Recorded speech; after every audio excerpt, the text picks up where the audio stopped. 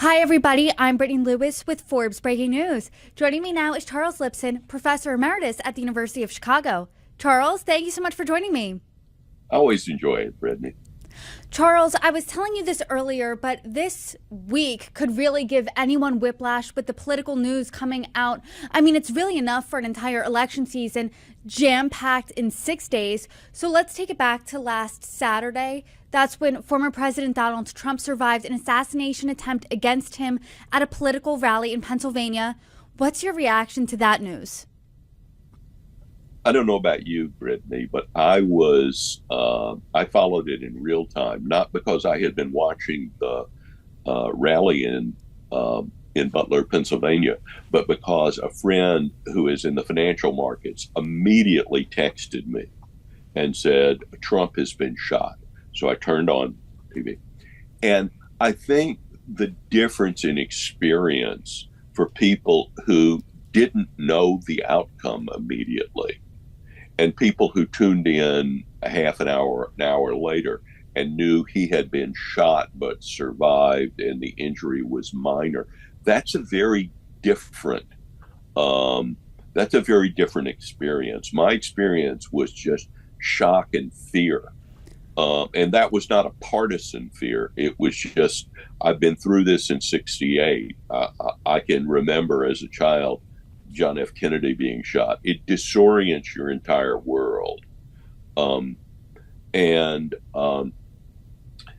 I think when Donald Trump raised his fist with that flag in the background, that will define every biography of him. That will define this campaign and his memory in the future. And I think Yogi Berra once said it's hard to predict, especially about the future, but it's really hard to see how he is defeated in this election. And equally important, he's going to carry, it looks like, a lot of swing districts, which is why you see a kind of widespread panic. But I think that why did he raise his fist? A, because that's who he is. And B, I think he was really trying to reassure the crowd that was there, the crowd that was watching on TV, and the whole world that he was safe as far as he knew. And that he said, fight, fight, fight. I mean, it's an iconic moment, and it contrasts very sharply with an incumbent president who needs his wife or a former president to lead him off the stage. To your point right there, I mean, he popped down, was bombarded by Secret Service, came back up and made it a point to raise his fist and tell the crowd fight. The crowd was chanting USA. I was watching in real time as well. So what do you think the impact on the race is going to be after this moment? Decisive. I mean, if you were looking for strength and endurance through any crisis, what could be better proof? And this wasn't partisan. This was the message itself wasn't partisan of raising his fist. It was. I thought that the song that he should play was an old Donna Summer song from disco, I Will Survive. Well, he walked out at the RNC to a different song twice, Lee Greenwood's God Bless the USA. And Donald Trump, many have pointed out, he looked different at the RNC. He looked like he was misty-eyed at some points. His smile, people have described him as more human. What do you think of him at the RNC and the RNC as a whole, especially when this event, less than 48 hours from the kickoff of the RNC, was the backdrop? I thought that the RNC was a tremendous success for what they were trying to do. And it was very focused and on point. And the least focused and least on point was Donald Trump's, the sort of second half of his speech. I completely agree with you, by the way. The first part of that speech, when he was recounting, for what he says is the first and last time, what that experience of being shot was like, he looked reflective, serious. Um, the motto of Aristotle is "Know thyself." That's what it looked like. I didn't think that the second half of the speech did him any good because it ran on too long. If he'd cut 2/3 of it, he would have been much better off. But my favorite moment, I didn't watch all the convention. As they say, I have a life to lead. But I thought my favorite moment at the convention was the priest who did the imitation of Donald Trump before he did the benediction. And you could just see the smile on Trump's face. And I thought, having his granddaughter, well, there were two granddaughter moments. One was a great speech by the granddaughter. I thought the granddaughter's speech was better than her father's or her uncle's. But seeing Donald Trump with the young granddaughter on his lap was a very humanizing moment. It's, in a way, it's kind of sad that we think about electing leaders because of these more personalistic elements, but we do, and I think that helps Trump now and hurts Biden now. I think that's a really interesting point because there were a few speeches like Laura Trump's, like the granddaughter Kai Trump, of, hey, despite his mean tweets, despite maybe some tweets you don't like, some rhetoric you don't like, he's my grandpa. He's like any other grandpa. He sneaks me candy and soda. He's a great father-in-law. He's great with my kids. So what do you think the strategy of, like you said, humanizing Donald Trump was? Well, I think that the main point of the convention was to draw sharp policy contrasts with the current administration, and to say, as Reagan did, in effect, about Jimmy Carter, are you better off now than you were 4 years ago? Are you safer? Are you more prosperous? And so forth. And it's clearly now Trump's party. And what strikes me is both the transformation of the party into a kind of working class populist nationalist party under Trump.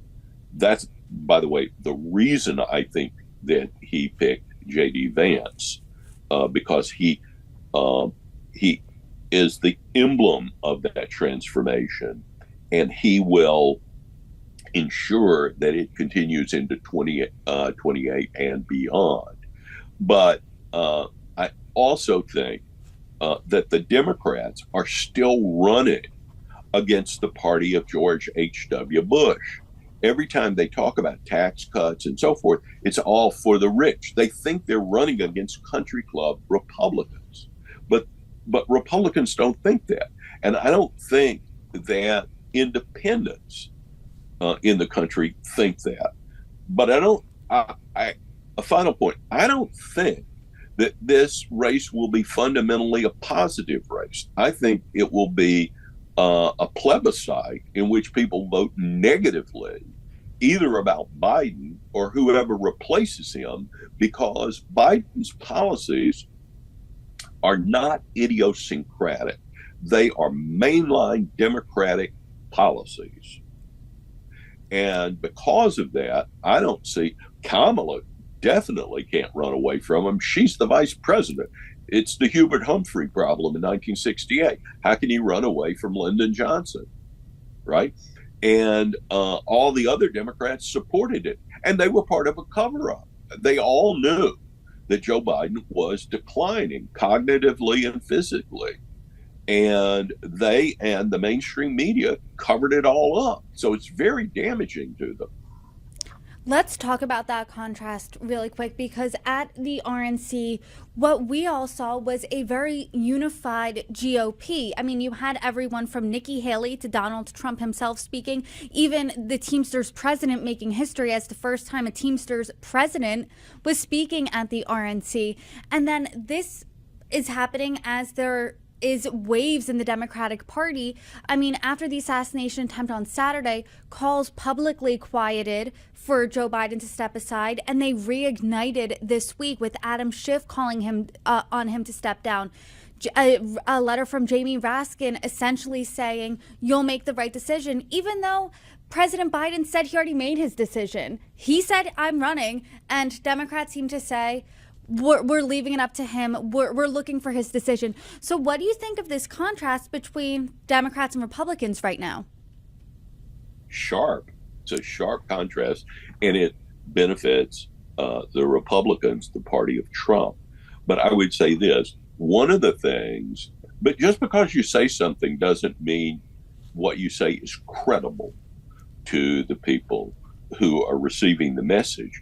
And that's been part of Biden's problem on the international stage, and it's part of Trump's strength. Putin doesn't know what the heck he'll do. Kim doesn't know what the heck he'll do. Xi doesn't know what the heck he'll do. So his threats, I might do something, and I might do something harsh. And if he does it, he won't wait a week and a half and listen to Anthony Blinken and other people. He'll just do it. And so that lends a deterrent credibility to his threats. Now, as for Biden saying, I'm staying in, I mean, look, the last job Biden held was mowing lawns for a quarter or something. He's been in politics all of his adult life.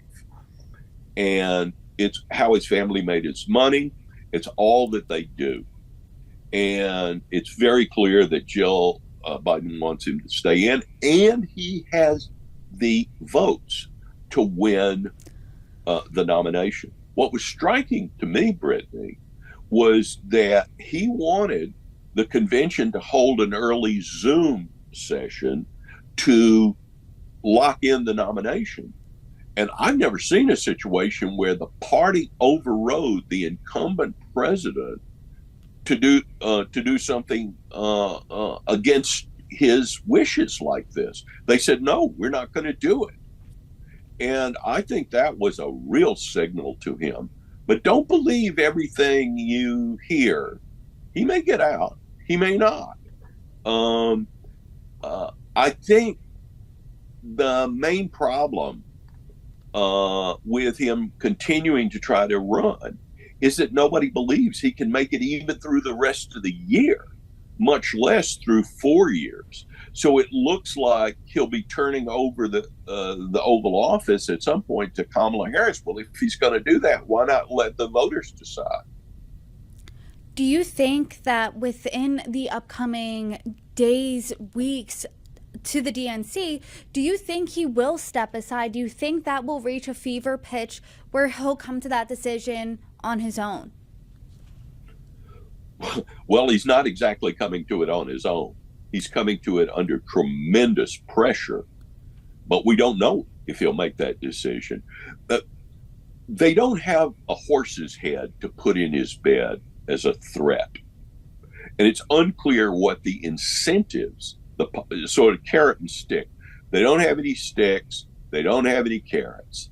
Now, what has changed over the past couple of weeks has been that the money has dried up. And the private conversations with him have been important. But a couple of days ago, 3-4 days ago, he went to Michigan. You remember that, Brittany? And did you notice that there were no major elected officials from Michigan who were willing to appear in the crowd? None. And that tells him something very important. That's like those when you call up some lovely woman for a date in high school, and she says, in 3 weeks, and she says, no, I'm sorry, I have to wash my hair that night. So what you're saying basically is it's a message received. Yes. Well, it's a message sent. Now, that's been the problem. Does he receive the message? Well, he may receive the message, but does it convince him? I think the problem he now faces, and he must realize it, is he won't have money to run the campaign. And I thought, okay, the money is being diverted down ballot because those people are petrified. The people who are coming out publicly against him, this is different from the private conversations with Schumer and Pelosi and so forth. People who are coming out publicly are people who are in very embattled reelection efforts. They're in purple states. They're John Tester. If you hear the same thing from Casey in Pennsylvania, or some of the other close races, Jackie Rosen in Nevada, that will add to the pressure. But frankly, it's unclear if Kamala Harris will help much more at the top of the ticket. And if they bypass her, they'll blow up their coalition. Within the Biden presidency, I mean, Kamala Harris has seen worse approval ratings than President Biden himself. And I want to talk about the Republican counterpart there, JD Vance. That was the big news out of the RNC. Donald Trump selected the senator from Ohio to be his running mate. What do you think of that choice? I wrote an article a couple of days ago that said, why didn't he choose X or Y? Why did he choose JD Vance? So let's look at that. I thought that in a lot of ways his best choice was Youngkin, because Youngkin could help a lot, not only in Virginia, but in swing states like Pennsylvania. He didn't, it's unclear, some of the others, why he didn't choose them. But I think, first of all, Vance is whip smart. Secondly, Trump was willing to ignore some very harsh statements that Vance had made earlier against Trump, because Vance has obviously changed his position. Now, you could say that's opportunistic, but I think Vance sees which side his bread is buttered on, and this is Trump's party, and you do not want to be against Trump. I thought the reason to choose a guy like Youngkin was that the thing that undid Trump last time was that he was never able to get control of the permanent government, what some people call the deep state or the permanent bureaucracy. So a really competent guy who's been in business and then led a state government would be helpful there. And I do think that Trump will have some of those people around him, led probably by John Ratcliffe, but who is formerly the head of DNI and so forth. And a lot of his people are experienced now at managing the government from the first.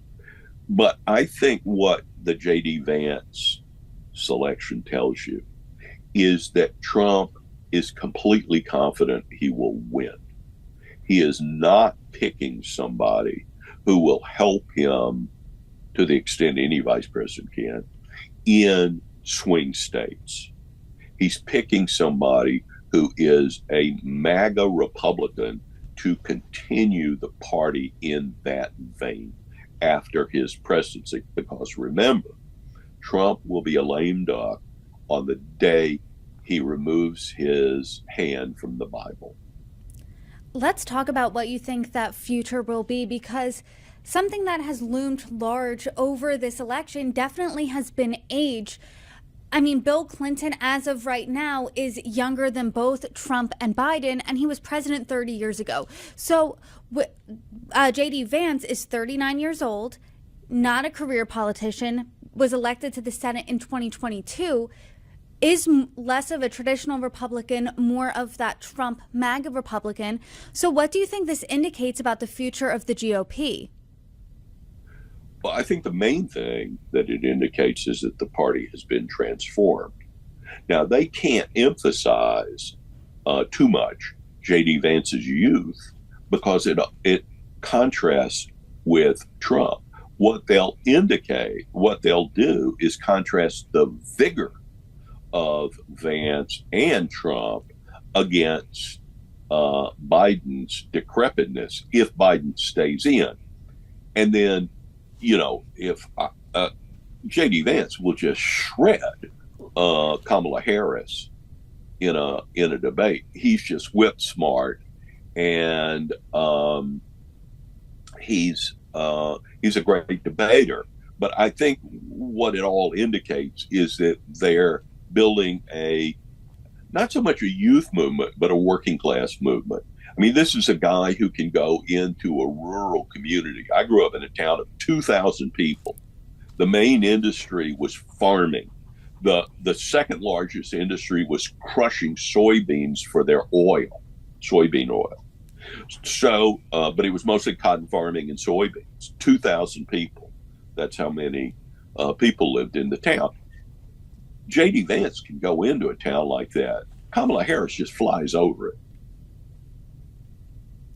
I think a big question going into this weekend, heading into Monday, is the question of will he or won't he, meaning will President Biden step aside from the race or won't he? He and his campaign are saying he will not. So what are you looking out for this weekend and come Monday? Well, I thought the most important signal was that he no longer referred to getting a message from God to take him out, but rather a message from his doctor. If his doctor told him that there were reasons he shouldn't continue, then he would get out. Well, look, those reasons are already there. So that's a built-in excuse. But long ago, before Richard Nixon changed the dollar role in the world, there used to be what were called fixed exchange rates. So the exchange rate between the dollar and the British pound was $2.40. And today, if you're planning a trip to London or France or whatever, you look at the pound, you look at the euro, and it's going to have a different rate every day in the same way that ground beef or milk has a different price every day. But that was not true in the past. How does that relate here? Well, if you're going to devalue a currency, you always said, we're never going to devalue, we're never going to devalue, we're never going to devalue. Oops, we just devalued. Because as soon as you say you might, the markets will move in and force you to do it. So you couldn't say it. And the same is true if you look at sporting managers, the manager of a baseball team, manage a football team or soccer team. The owner comes out and says, we're 100%, 1,000% behind our current management. And they say it repeatedly until they fire the guy. The difference here is that Biden owns the team. He's not only the manager on the field, he would have to fire himself. And that's why the pressure is on. And if you read those headlines, even from Nancy Pelosi, she doesn't say he's going to resign. She says, we think we can convince him to this weekend, and so forth. That's just designed to put more pressure on him. But unless Joe and Jill and Hunter and Joe's sister make that decision, and they're going to make it privately in a beach house or in Wilmington, we just don't know what he's going to do. Well, a lot remains to be seen. There's definitely a lot in the air between now and the DNC at least. And I'm sure in between there you will come back on, hopefully, and continue to discuss with me. Charles Lipson, per usual, thank you so much. It's my pleasure. The DNC is 22 blocks away from my house. So let's hope it is a calm convention. Fingers crossed for sure. Bye-bye.